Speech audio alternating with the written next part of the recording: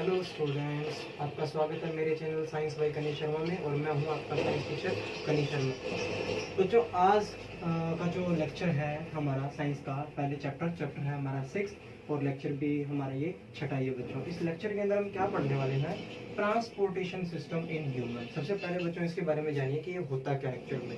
ये सारा कुछ जो सिस्टम है बच्चों ये ट्रांसपोर्टेशन से ही रिलेटेड है। ठीक है, कहने का मतलब है कि जो हमारे शरीर के अंदर जो ब्लड है वो क्या क्या ट्रांसपोर्ट करता है बच्चों। ऑक्सीजन को वो ट्रांसपोर्ट करता है, फूड को वो ट्रांसपोर्ट करता है और जो वेस्ट मटेरियल हमारे शरीर के हैं उनको भी ब्लड ही ट्रांसपोर्ट करता है। तो कहने का मतलब है कि जो ये ट्रांसपोर्टेशन सिस्टम है ह्यूमन के केस में ये टोटली ब्लड से रिलेटेड है बच्चों। ठीक है, तो ट्रांसपोर्टेशन सिस्टम में हम ये जो आपके सामने दे रखे हैं 5 कंपोनेंट्स को पढ़ने वाले हैं। कौन कौन से बच्चों? First one is blood, second is heart, third one is blood vessel, fourth one is platelets and fifth one is lymph बच्चों। ठीक है, तो ये जितने भी कंपोनेंट्स इस वीडियो में कवर होते हैं हम उतने कवर करने की कोशिश करते हैं। सबसे पहले बात करते हैं बच्चों ब्लड की। तो ब्लड के बारे में आप अगर कुछ जानते हो पहले से तो आपको पता होगा बच्चों ये एक कनेक्टिव टिश्यू है। ठीक है, it is a connective tissue. बच्चों ब्लड जो होता है ना वो दो चीजों से मिलकर बना हुआ होता है। वो दो चीजें कौन सी है बच्चों? एक तो होता है प्लाज्मा और एक होती है सेल्स। कहने का मतलब होता है कि जो ब्लड जो है वो थोड़ा सा गाढ़ा सा होता है। ठीक है, खून जो होता है वो थोड़ा सा गाढ़ा सा होता है। तो ब्लड के दो कंपोनेंट होते हैं, एक प्लाज्मा होता है और एक सेल्स होता है। जो लिक्विड पोर्शन होता है ना बच्चों ब्लड का वो तो प्लाज्मा है। यानी कहने का मतलब अगर ये लिक्विड सा है, ठीक है, तो इसको तो हम प्लाज्मा बोल देंगे और उसमें जो ये सस्पेंडेड सेल्स हैं ये ब्लड सेल्स कहलाती हैं बच्चों। कहने का मतलब ब्लड के दो कंपोनेंट्स होते हैं, एक प्लाज्मा और एक सेल्स। जो प्लाज्मा है वो लिक्विड यानी फ्लूइड टाइप जो चीज होती है ब्लड में वो प्लाज्मा होता है और उस फ्लूइड में जो सेल्स हैं वो सस्पेंडेड होती हैं बच्चों। ठीक है, और सेल्स के बारे में तो आप अच्छे से जानते हो। कितने टाइप की सेल्स होती है ब्लड में? 3 टाइप की। एक आरबीसी होती है, एक डब्ल्यूबीसी होती है और एक प्लेटलेट्स होते हैं बच्चों। ठीक है, तो ये ब्लड था बच्चों और आपको पता होगा ब्लड क्या क्या ट्रांसपोर्ट करता है। मैंने वीडियो की शुरुआत में बता दिया ब्लड क्या क्या ट्रांसपोर्ट करता है बच्चों। ब्लड ट्रांसपोर्ट करता है oxygen, food and waste materials. ठीक है, उसके बाद बात करते हैं बच्चों हार्ट की। तो ये जो हार्ट है बच्चों हमारे बॉडी के अंदर उसका मेन काम क्या है? ब्लड को पंप करना। ठीक है, ब्लड को प्रेशर के साथ पंप करना ताकि वो पूरी बॉडी के पास पहुंच सके बच्चों। एक्चुअल में बच्चों आपकी बुक के अंदर जो हार्ट का डायग्राम दे रखा है ना वो हम जब अपनी ऑफलाइन क्लासेस होंगी यानी कि जब क्लासरूम के अंदर हम पढ़ेंगे तभी उसका डायग्राम की प्रैक्टिस करेंगे। लेकिन एक बार सिंपल प्रेजेंटेशन के लिए मैं जो हार्ट का डायग्राम है उसको मैं कुछ ऐसा शो करता हूँ बच्चों। पहले मैं आपको हार्ट की स्ट्रक्चर बता रहा हूँ, उसके बाद जो है मैं आपको हार्ट की वर्किंग बताऊंगा बच्चों। ध्यान देना, हार्ट की पहले मैं आपको स्ट्रक्चर बता रहा हूँ उसके बाद जो है मैं वर्किंग बताने वाला हूँ बच्चों। ठीक है, सबसे पहले हार्ट के बारे में बात करते हैं बच्चों। अपने हार्ट के अंदर होते हैं 4 चैम्बर्स। ठीक है, 4 चैम्बर्स होते हैं अपने हार्ट के अंदर बच्चों। एक चीज बताता हूँ आपको, डायग्राम के अंदर ये आपका राइट हैंड है ना, तो डायग्राम की ये कौन सी साइड बन जाती है? Left side. ठीक है बच्चों, आपका ये राइट हैंड है तो डायग्राम की ये कौन सी साइड बन जाएगी? लेफ्ट। और अगर आपका ये लेफ्ट हैंड है तो डायग्राम की ये कौन सी साइड बन जाएगी बच्चों? राइट। ठीक है बच्चों, क्या बता रहा हूँ आपको? हार्ट की स्ट्रक्चर के बारे में बता रहा हूँ। हार्ट के 4 चैम्बर होते हैं, ये मैंने 4 चैम्बर बना रखे हैं। ये मेरा राइट हैंड है, डायग्राम का कौन सा हो जाएगा? Left hand. ये मेरा लेफ्ट हैंड है, डायग्राम की कौन सा हो जाएगा? राइट हैंड साइड बच्चों। ठीक है, अब अगर चैम्बर्स की बात करें तो बच्चों जो ये ऊपर वाला चैम्बर होता है इसको एट्रियम बोलते हैं, एट्रियम। और जो ये नीचे वाला चैम्बर होता है इसको वेंट्रिकल बोलते हैं बच्चों। ठीक है, बहुत सिंपल सी चीज है। हार्ट के 4 चैम्बर होते हैं, ऊपर वाले चैम्बर को एट्रियम बोलते हैं, नीचे वाले चैम्बर को वेंट्रिकल बोलते हैं बच्चों। तो अब ध्यान देना, ये जो चीज है बच्चों ये क्या बन जाएगा? Left atrium. और ये जो चीज बच्चों आप देख रहे हो ये क्या बन जाएगा? Left ventricle. ठीक है बच्चों, लेफ्ट एट्रियम ये है, लेफ्ट वेंट्रिकल ये है। इधर देखें तो ये जो ऊपर वाला है बच्चों ये क्या हो जाएगा? Right atrium, right atrium. और ये बच्चों क्या हो जाएगा? Right ventricle, right ventricle. बहुत सिंपल सी चीज है। यानी हार्ट के 4 चैम्बर होते हैं, एक लेफ्ट एट्रियम एक राइट एट्रियम, और वेंट्रिकल भी 2 होते हैं, एक लेफ्ट वेंट्रिकल एक राइट वेंट्रिकल। ठीक है बच्चों, तो ये हार्ट के 4 चैम्बर हो जाएंगे बच्चों। अब बात करते हैं बच्चों हार्ट की वर्किंग की। तो सबसे पहले वर्किंग को समझने से पहले बच्चों आप एक चीज की गौर करोगे। हार्ट की वर्किंग समझने से पहले बच्चों आपको एक चीज समझनी पड़ेगी, वो क्या है? वो ये है बच्चों कि हमारे जो सिस्टम होता है बॉडी का, उसमें दो टाइप के ब्लड पाए जाते हैं बच्चों, ठीक है। कौन कौन से? एक तो ब्लड होता है ऑक्सीजनेटेड, ठीक है बच्चों, एक तो ब्लड होता है ऑक्सीजनेटेड, और एक ब्लड होता है हमारे शरीर में डीऑक्सीजनेटेड, ठीक है बच्चों। हमारे बॉडी के अंदर दो टाइप के ब्लड पाए जाते हैं, एक ऑक्सीजनेटेड ब्लड और एक डीऑक्सीजनेटेड ब्लड। बच्चों याद रखने के लिए आप ये सोच सकते हो, ऑक्सीजनेटेड ब्लड जो है उसको मान लो कि वो ऑक्सीजन वाला है, और डीऑक्सीजनेटेड ब्लड जो है वो कौन सा है बच्चों? CO2 वाला है, ठीक है बच्चों। ऑक्सीजनेटेड ब्लड कौन सा हो जाएगा? ऑक्सीजन वाला, और डीऑक्सीजनेटेड ब्लड कौन सा हो जाएगा? CO2 वाला। पिछले लेक्चर के अंदर बच्चों मैंने एक चीज बताई थी आपको कि जब हम सांस लेते हैं तो जो ऑक्सीजन है वो ब्लड के अंदर चली जाती है, तो जैसे ही ऑक्सीजन ब्लड के अंदर गई, वो ब्लड कौन सा बन गया बच्चों? ऑक्सीजनेटेड ब्लड, ठीक है बच्चों। जैसे ही ऑक्सीजन ब्लड के अंदर जाती है तो वो ब्लड कौन सा बन जाता है? Oxygenated blood. अब ध्यान से देखिए बच्चों, मैं वर्किंग समझा रहा हूँ आपको, इनको हम शॉर्ट में लिख सकते हैं ताकि ये ज़्यादा जगह हमारी ना घेरे। वर्किंग के ऊपर मैं आ चुका हूँ बच्चों, आप खुद बताइए मेरे को, ये क्या है?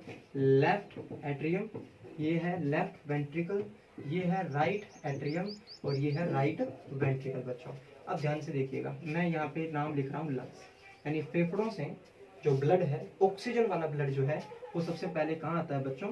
वो आता है लेफ्ट एट्रियम के अंदर। ध्यान देना बच्चों, थोड़ा सा भी आप इधर उधर हुए, आपका ये सारा जो वर्किंग है चला जाएगा। बहुत सिंपल सी चीज है। लंग्स से कौन सा ब्लड आया बच्चों? ऑक्सीजनेटेड ब्लड जो है वो लंग्स से आया है। कहाँ आएगा बच्चों? को सबसे पहले लेफ्ट एट्रियम के अंदर। अब ये जो चैम्बर है बच्चों, इनकी खासियत क्या होती है? इनकी खासियत ये होती है कि जब इनके अंदर ब्लड आता है तब ये रिलैक्स करते हैं, और जब इनको कहीं ब्लड पहुंचाना है तब ये कॉन्ट्रैक्ट करते हैं बच्चों, ठीक है। अब जैसे कि लंग से ब्लड जो है वो यहाँ इस लेफ्ट एट्रियम में आ रहा है, तो जब ब्लड आ रहा है तब ये क्या करेगा? रिलैक्स करेगा बच्चों, ये आराम से ऐसे ही रहेगा, कॉन्ट्रैक्ट नहीं करेगा। कॉन्ट्रैक्ट का मतलब सिकुड़ना, ठीक है बच्चों। तो ऑक्सीजनेटेड ब्लड जो है वो लंग्स से बच्चों कहाँ आएगा? लेफ्ट एट्रियम के अंदर सबसे पहले। यहाँ एक वॉल्व होता है, आपने हम बात करते हैं तब अपनी लैंग्वेज के अंदर हम अलग अलग नाम यूज करते हैं, लेकिन इनको वाल्व कहा जाता है बच्चों, हार्ट के वाल्व, ठीक है। वाल अपने भाषा में वाल कहा जाता है कि हार्ट का जो वाल डाला गया है, वॉल्व इंग्लिश का नाम है, ठीक है। तो ध्यान से देखना बच्चों, लंग्स से ऑक्सीजनेटेड ब्लड जो है वो सबसे पहले कहाँ आता है? लेफ्ट एट्रियम के अंदर। जब आता है तब ये रिलैक्स करता है, उसके बाद बच्चों क्या होता है? ये करता है कॉन्ट्रैक्ट, यानी ये जो लेफ्ट एट्रियम है ये सिकुड़ता है। जैसे ही ये लेफ्ट एट्रियम सिकुड़ता है, जो ऑक्सीजनेटेड ब्लड है यानी ऑक्सीजन वाला जो ब्लड है वो कहाँ आ जाएगा बच्चों? लेफ्ट वेंट्रिकल के अंदर। यानी ऑक्सीजनेटेड ब्लड जो है वो लेफ्ट एट्रियम से कहाँ आ चुका है? लेफ्ट वेंट्रिकल के अंदर आ चुका है बच्चों, ठीक है बच्चों। अब यहाँ वॉल्व था तो यहाँ भी वॉल्व है, ठीक है। अब ध्यान से देखिएगा बच्चों, जब लेफ्ट एट्रियम से लेफ्ट वेंट्रिकल में ब्लड आ रहा था तब लेफ्ट वेंट्रिकल रिलैक्स कर रही थी, लेकिन अब क्या होता है? लेफ्ट वेंट्रिकल कॉन्ट्रैक्ट करती है, यानी ये सिकुड़ती है, तो यहाँ से जो ब्लड है ये पूरी बॉडी के अंदर भेजा जाता है बच्चों।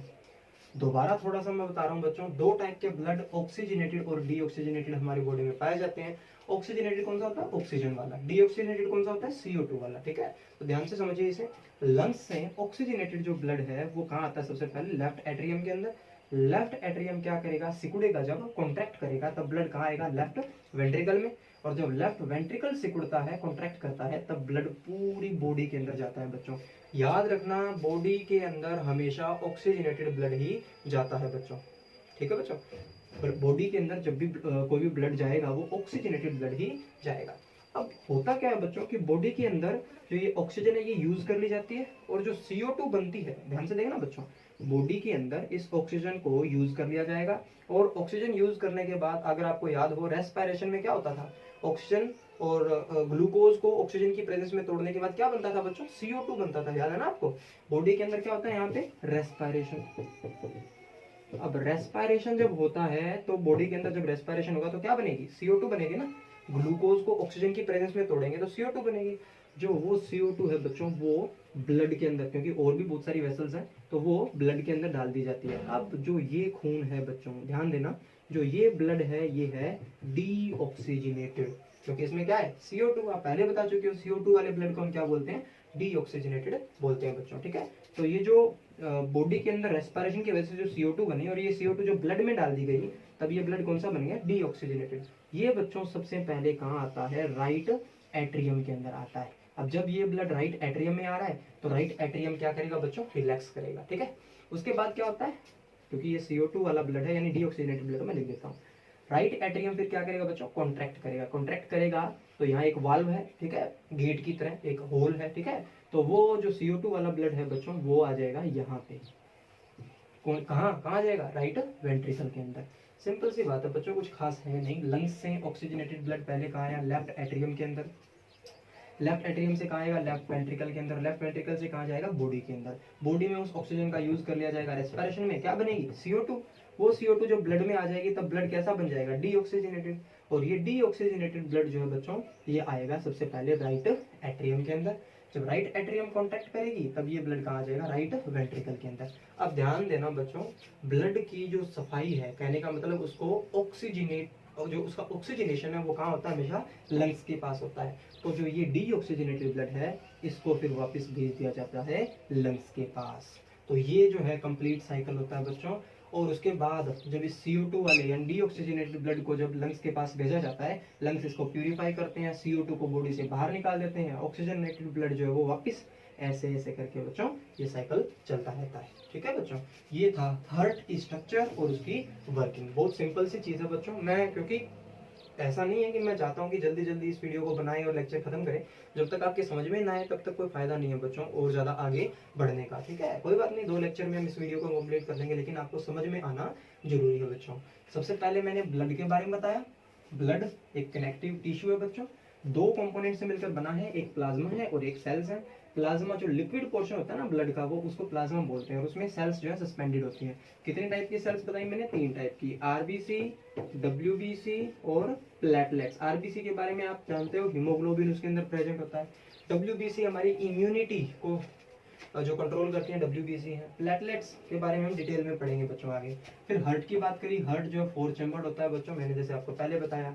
एट्रियम ये इधर वाली साइड लेफ्ट हो जाएगी, इधर वाली साइड राइट हो जाएगी। Left atrium, left ventricle, right atrium, right ventricle. ठीक है, उसके बाद वर्किंग की बात करी हमने, तो लंग्स से जो ऑक्सीजनेटेड ब्लड है वो पहले यहाँ आता है, ये कॉन्ट्रैक्ट करेगा, फिर लेफ्ट वेंट्रिकल में आ जाएगा। जब ये कॉन्ट्रैक्ट करेगा तब ये जो है ब्लड जो है बॉडी में चला जाएगा। बॉडी में क्या होगा बच्चों, ये ऑक्सीजनेटेड ब्लड आया ना, तो ऑक्सीजन यूज हो जाएगी, वहाँ रेस्पिरेशन होता है। ठीक है, ऑक्सीजन को यूज कर लिया जाएगा, CO2 बनती है वहाँ पे बॉडी के अंदर। ठीक है, वो CO2 जब ब्लड में डाल दी जाती है तो ब्लड कैसा बन जाता है, डीऑक्सीजनेटेड। ये डीऑक्सीजनेटेड ब्लड सबसे पहले कहाँ आता है बच्चों, राइट एट्रियम के अंदर। राइट एट्रियम जब कॉन्टैक्ट करेगा तब ब्लड कहाँ आएगा, राइट वेंट्रिकल के अंदर। राइट वेंट्रिकल कॉन्टैक्ट करेगा तब इस ब्लड को लंग्स के पास भेज दिया जाता है बच्चों। लंग्स इसको ऑक्सीजनेट करते हैं और प्यूरिफाई करते हैं। जो ऑक्सीजनेटेड ब्लड है वो फिर से ऐसे ऐसे करके सर्कल बनता जाता है बच्चों। ये थी हार्ट की वर्किंग। अब एक चीज और है बच्चों जो आपके पेपर में बहुत बार पूछी जाती है, वो ये कि हमारा जो हार्ट है उसको सेपरेट क्यों किया गया है अलग अलग पार्ट्स के अंदर, यानी कि ये चैम्बर्स के अंदर क्यों बांटा गया है। तो बच्चों ध्यान से देखिए, जो हमारा हार्ट है उसकी सेपरेशन क्यों की गई है, ताकि ऑक्सीजनेटेड ब्लड जो है वो अलग रहे और डीऑक्सीजनेटेड ब्लड अलग रहे। बच्चों आप देख सकते हो, जो ये वाली साइड है इधर सिर्फ ऑक्सीजनेटेड ब्लड है, ठीक है, और जो ये वाली साइड है इधर सिर्फ डीऑक्सीजनेटेड ब्लड है। हमारे हार्ट की जो सेपरेशन की गई है 4 चैम्बर के अंदर, वो इसीलिए की गई है ताकि ये ब्लड आपस में मिक्स ना हो जाए बच्चों। ठीक है, इनकी सेपरेशन जो है राइट साइड और लेफ्ट साइड के अंदर इसलिए की गई है ताकि ये सेपरेट रहे, अलग अलग रहे, इनकी मिक्सिंग ना हो।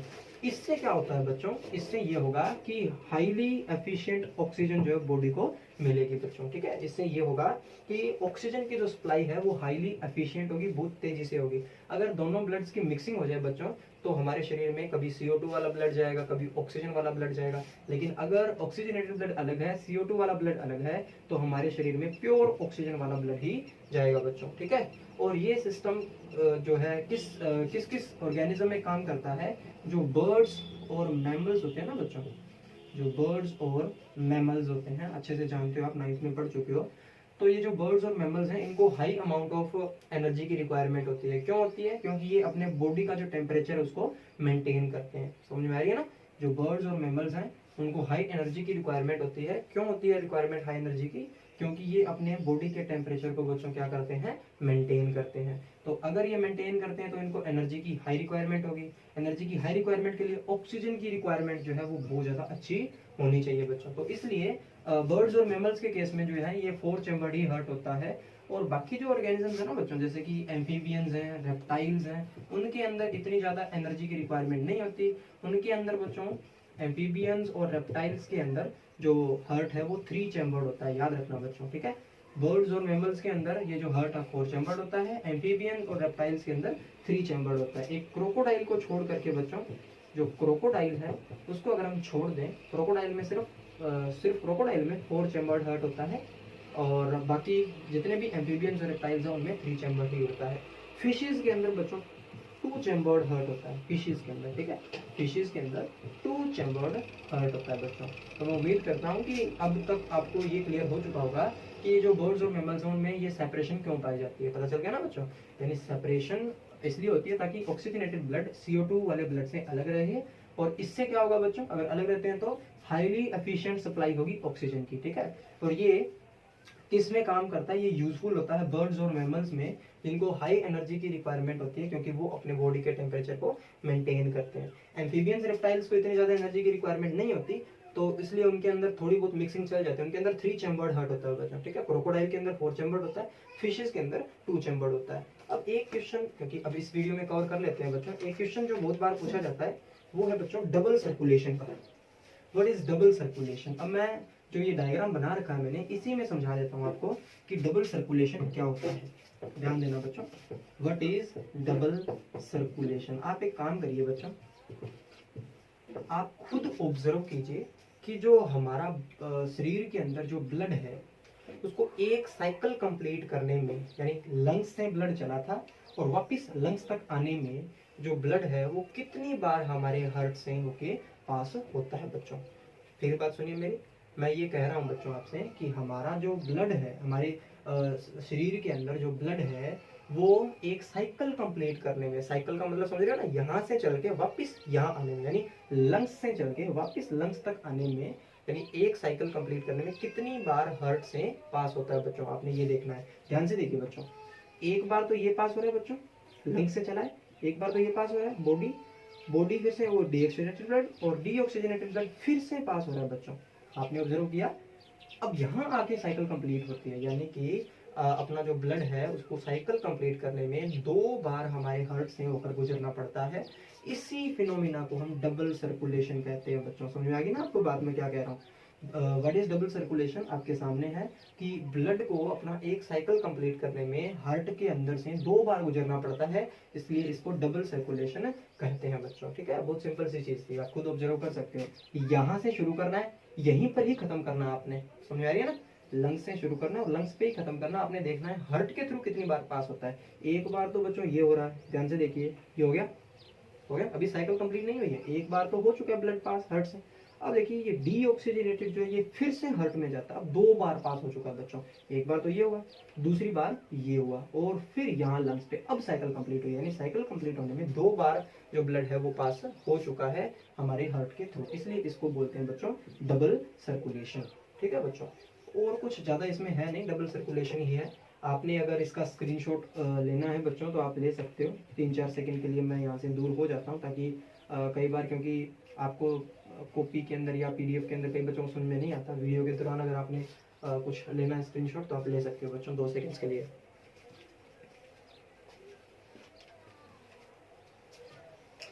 चलिए बच्चों, ये वीडियो जो है थोड़ी सी लंबी हो चुकी है, तो इसलिए हम इस टॉपिक को यहीं रखते हैं। नेक्स्ट टाइम जो है हम ब्लड वेसल्स, प्लेटलेट्स और लिम्फ की बात करेंगे नेक्स्ट वीडियो के अंदर। इस वीडियो के अंदर इतना ही बच्चों, अच्छे से पढ़िए, अच्छे से अपना काम करते रहिए, होमवर्क करते रहिए और मुझे शो करते रहिए बच्चों। कमेंट सेक्शन में जाके आपने जरूर वहाँ पे कमेंट करना है बच्चों, और चैनल को सब्सक्राइब कर लीजिए ताकि आने वाले टाइम में जब मैं केमिस्ट्री की वीडियोज भी अपलोड करूँगा तो वो भी आपको मिल सके बच्चों। थैंक यू बच्चों, कोई भी प्रॉब्लम हो आपने फ्रिक्वेंटली पूछिए मेरे से कमेंट सेक्शन में या व्हाट्सएप पे। ओके बच्चों, थैंक यू।